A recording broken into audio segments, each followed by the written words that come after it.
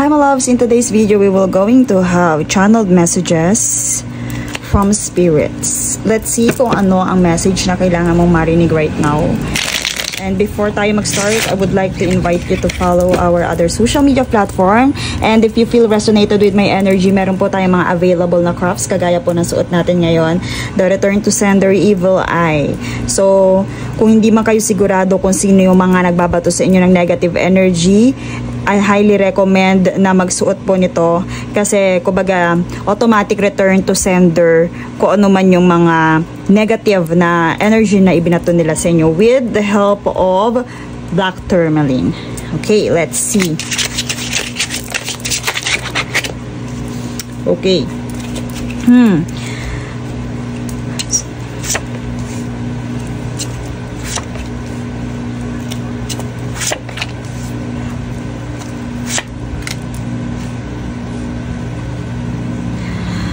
Okay, so ito malinaw na some of you or most of my collectives ay mayroong sabihin nating involved sa kanyang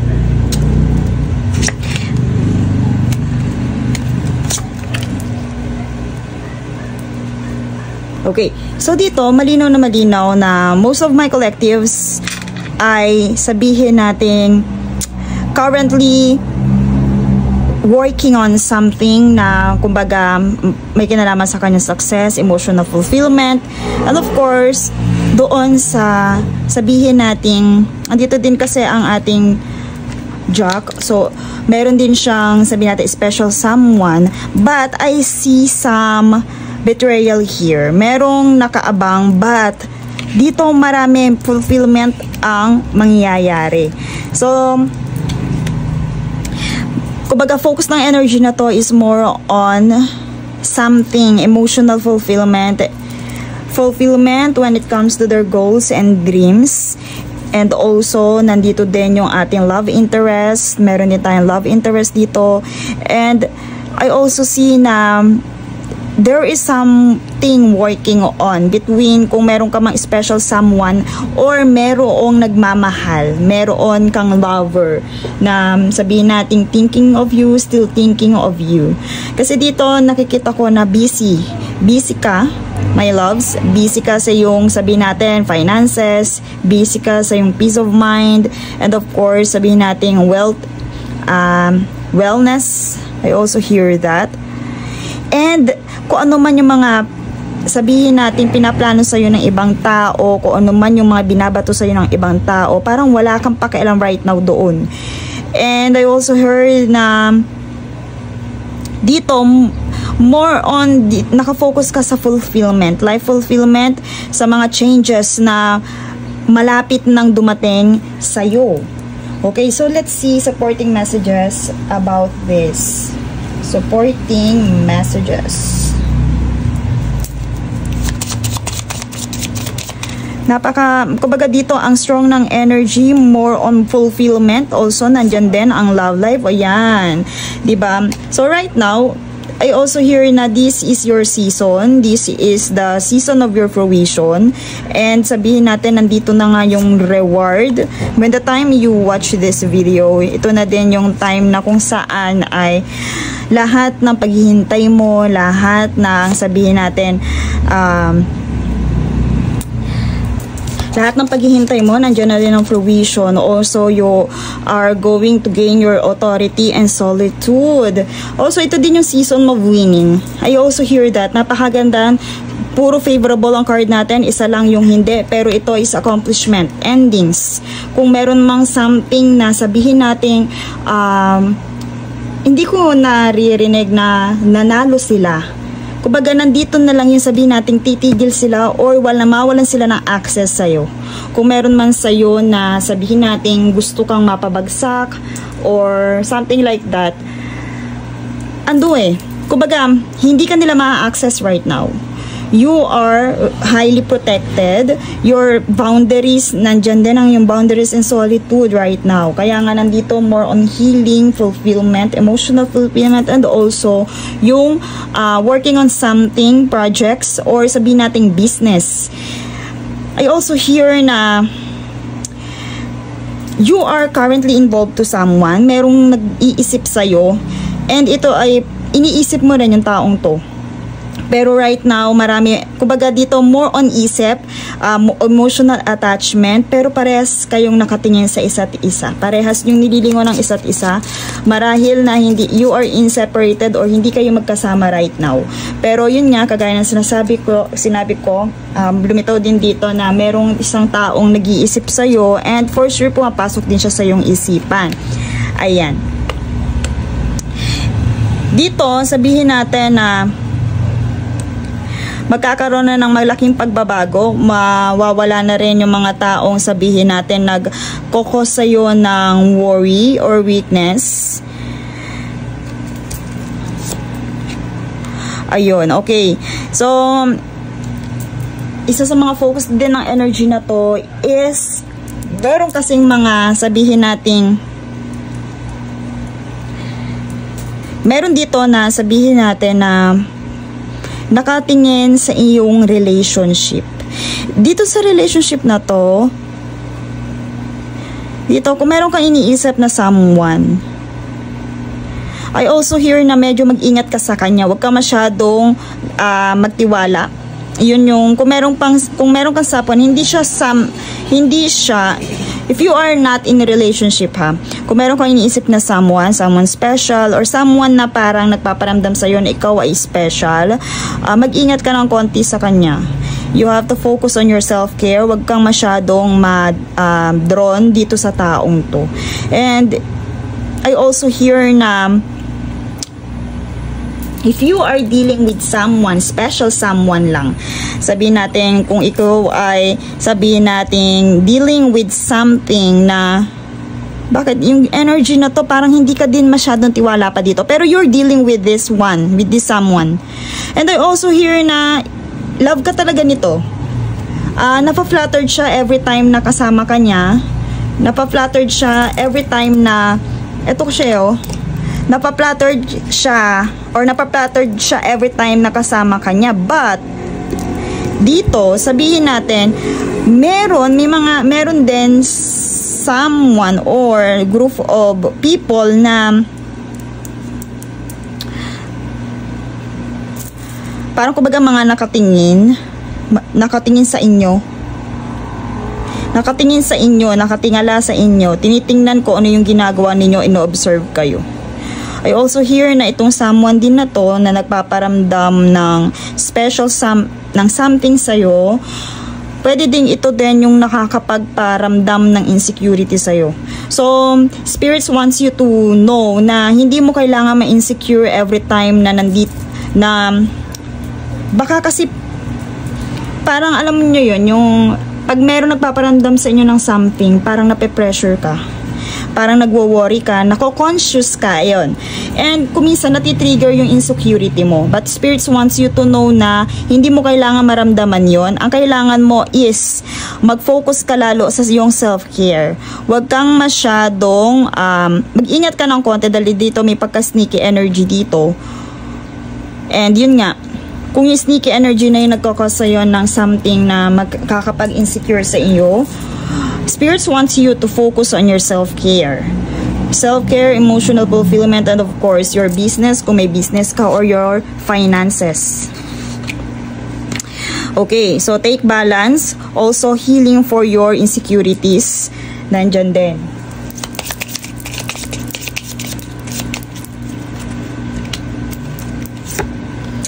Ayan. The cross is a prophecy of misfortune. So the farther away the worst will be near, the pain will be strong and short.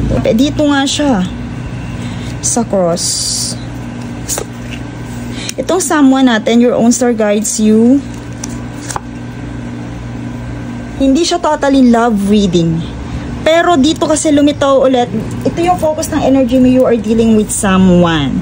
So, itong someone na to nagkakos talaga sa'yo ng insecurity and worry. Halimbawa, meron siyang special feelings sa'yo, but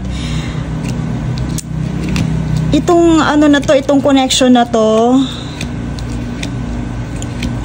maraming kailangang tanggalin na blockages. Okay? Not totally sabihin natin yung misfortune.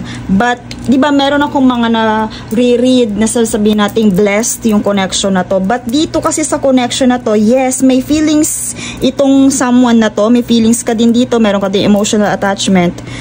And again, if you are single at nagpaparamdam pa lang siya, pero dito kasi, hindi pa siya ganun ka-totally, sabihin nating abundant yung energy when it comes to this relationship.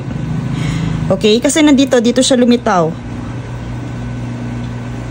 Maaaring pag sabihin natin, spirits wants you to know na kailangan munang i-clear lahat ng blockages dito. If ever na talagang mapofall ka na dito sa someone na to. Kaya ka iingat muna, pinag-focus sa yung self-care. Huwag kang masyado magmadali. I also hear that. Huwag kang masyado magmadali dito sa person na to. Okay, so dito naman the stars guide you as a good sign. So, it is also telling you na, kagaya na sinabi ko kanina, you are getting your own authority, boundaries, and solitude. Protected ka. You are highly protected. Ito din yung winning season mo na kung saan i-establish mo yung strong foundation ng kung ano man yung mga bagay na wino-working out mo right now. Okay, so a pleasant journey leaps into the view when these birds are far from you. Ayan, okay, malinaw na malinaw. Ito yung story ng energy. Meron someone na hindi mo siya totally pinagkakatiwalaan nung una, but right now, kumbaga, iniisip ka ng taong to, sumasagi din siya sa isip mo, so nagkakaroon ng emotional attachment. And spirits wants you to, sabihin natin, to confirm na hindi mo kailangang mag-worry. Kasi nandito na yung worry eh. Diba, kagaya lang sinabi ko, nakakaramdam ko ng worry, ng consciousness, ng insecurities every time na parang kumbaga maiisip mo yung taong to or mai-imagine mo yung taong to with you. Pero spirits wants you to know na wag kang masyadong mag-worry dito sa energy na to. Ang kailangan yung pagfokusan is your self-care and self-healing dito. Kasi kung hindi mo siya pagfokusan, kumbaga, pwede nga hindi siya maging blessed and abundant as a connection. Hindi siya love reading, pero lumitaw kasi dito talaga yung yung person, may someone na talagang nag-iisip sa'yo right now. So, ano ba ibig sabihin ng someone na to? Let's see the confirmation.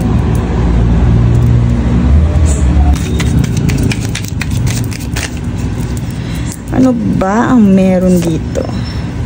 Okay. Eto ha. Dito sa sanabi natin dito kanina, yung hindi siya abundant, hindi siya dito ha, pero may feelings talaga sa'yo dahil ito lumitaw dito eh. Kaya hindi siya abundant because of the gossip. Maaari yung gossip ang tawag dito, makasira, makapagpahina ng fondasyon ng feelings niya, pwedeng yun, ng feelings niya, ng connection ninyo. Kaya nandito yung misfortune. Maaaring gossip yung maging dahilan or yung nagiging blockages ninyo kung bakit hanggang ngayon ay parang ang dami pa yung kailangang i-work out. Gossip. So when it comes to other matter naman, tingnan natin. Kasi hindi lang siya dito sa ating diamonds, Queen of Diamonds. Tingnan natin kasi it's about your finances and stability. So doon sa yan, okay. So kagaya nga ng sinabi natin dito, nandiyan ang transformation. Winning season mo ngayon. Winning season mo, and good news are coming with the Page of Wands. Good news are coming your way. So, and also na kumbaga ito din yung sabihin natin, meron kang wino-work out na something na sabihin natin magiging successful starting sa napapanood mo to ngayon, magiging successful at kung saan, kumbaga, parang magte-trending siya with the word of mouth. Trending, it's other social media, sa mga kakilala mo. And magkakos yun ng lots of happiness, pride and joy ng yung family. Ayan. So, continue. Mag-focus ka lang dyan sa project na wino-work out mo right now. Mag-focus ka lang dyan sa project na wino-work out mo right now. You are blessed and you are supported.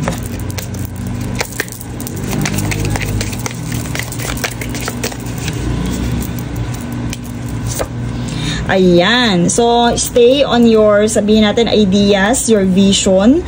Kumbaga, kung ano yung mga nasa isip mo, it is time for you to start with that. Kung hindi mo pa yan inuumpisahan, kung yan ang lahat ay nasa isip mo lamang.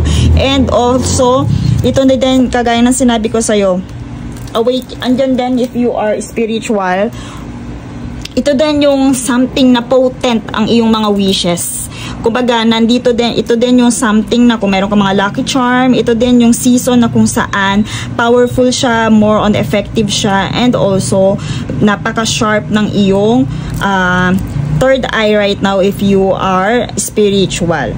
So, sabihin natin, kung third eye, yan din may kinalaman sa intuition. Okay, so let's see message from our angels and guides. Ayan, within the next few months, makikita mo na lahat-lahat ng result ng ikinukuminate mo right now dito. Even dito, yung result dito sa taong to, ayan, yung result dito sa taong to, makikita mo na rin siya within the next few months. Just focus in your healing and also sa establishment ng iyong foundation. Mag-focus ka din sa iyong boundaries. And also here na huwag kang masyadong maging conscious ka, huwag kang masyadong maging conscious ka, huwag kang masyadong